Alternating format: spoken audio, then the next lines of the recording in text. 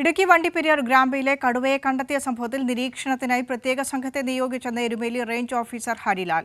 കടുവ കൂട്ടിലാകുമെന്നാണ് പ്രതീക്ഷയെന്നും കടുവയ്ക്കായി ഡ്രോൺ ഉപയോഗിച്ചുള്ള നിരീക്ഷണം തുടരുമെന്നും റേഞ്ച് ഓഫീസർ ഹരിലാൽ പറഞ്ഞു. നമ്മൾ ഇന്നലെ രാത്രി ഒരു 8:30-9 മണിയോടുകൂടി കൂടെല്ലാം സ്ഥാപിച്ചിട്ടുണ്ട്. അപ്പോൾ നമ്മുടെ ഇന്നലത്തെ ഫുൾ ടൈം നമ്മുടെ സർവൈലൻസിൽ കടുവ ഉണ്ടായിരുന്നു. അപ്പോൾ നമ്മൾ ഇന്നലെ എക്സ്പെക്ട് ചെയ്യുന്നത് എന്താണെന്ന് വെച്ച് കഴിഞ്ഞാൽ ഈ കൂട്ടിൽ കടുവ കയറാനുള്ള സാധ്യത വളരെ കൂടുതലായിരുന്നു.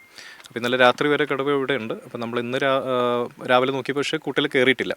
അപ്പോൾ നമ്മൾ ഇന്ന് രാവിലെ ചെയ്യുന്ന കാര്യം എന്താണെന്ന് വെച്ച് കഴിഞ്ഞാൽ നമ്മൾ ഡ്രോൺ വെച്ച് സർവൈലൻസ് ചെയ്യുകയാണ്. നമ്മൾ തെർമൽ വെച്ച് നോക്കും.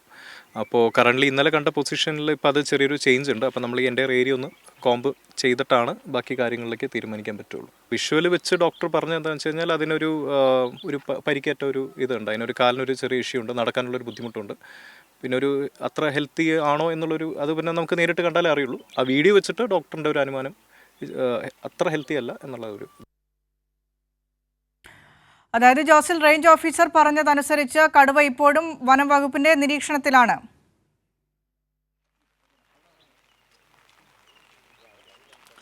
വിനീഷ, ഇപ്പോൾ ഈ മേഖലയിൽ കൂട് ഇന്നലെ തന്നെ സ്ഥാപിച്ചിരുന്നു. പക്ഷേ ഇന്നലെ കൂട്ടിനകത്ത് കടുവ കുടുങ്ങുന്നൊരു സാഹചര്യമുണ്ട്. മുതൽ ഡ്രോൺ നിരീക്ഷിക്കുകയായിരുന്നു. എന്നാൽ ഇതുവരെ ഈ കടുവയെ കണ്ടെത്താൻ സാധിച്ചിട്ടില്ല. അതുമാത്രമല്ല, ഇപ്പോൾ പൊട്ടിച്ചടക്കം ഈ മേഖലയിൽ കടുവ ഉണ്ടോ എന്നുള്ളൊരു തെരച്ചിൽ നടത്തുകയാണ്. ഇത് കടുവ വളരെ അവശനായിരുന്നു, ആരോഗ്യസ്ഥിതിയിലടക്കം വലിയ ഗുരുതരമായ പരിക്കുകൾ അടക്കമുണ്ട് എന്നുള്ള കാര്യം ഇന്നലെ റേഞ്ച് ഓഫീസർ നമ്മളോട് വ്യക്തമാക്കിയതാണ്.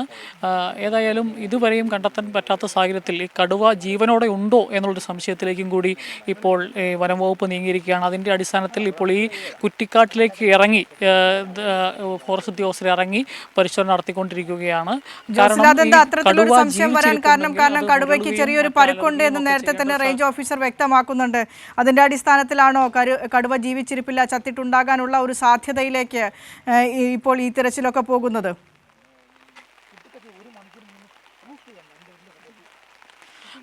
വിനീഷ, അതിന് പ്രധാന ഒരു കാരണമെന്ന് പറയുന്നത് ഇന്നലെ മുഴുവൻ ഈ മേഖലയിൽ കടുവ സാന്നിധ്യം സ്ഥിരീകരിച്ചതിന് ശേഷം ഈ കടുവ മുരളുകയും അലറുകയും ഒക്കെ ചെയ്യുന്നതിൻ്റെ സൗണ്ട് ഈ പ്രദേശത്തുള്ള ആളുകൾ കേൾക്കുന്നുണ്ടായിരുന്നു. എന്നാൽ ഇന്ന് രാവിലെ മുതൽ ഇപ്പോൾ ഇവിടെ പടക്കം പൊട്ടിച്ചിട്ടടക്കം ഈ അത്തരത്തിലൊരു പ്രതികരണവും ശബ്ദവും ഒന്നും ഈ കടുവയുടേതായിട്ട് ഇവിടെ കേൾക്കാനില്ല.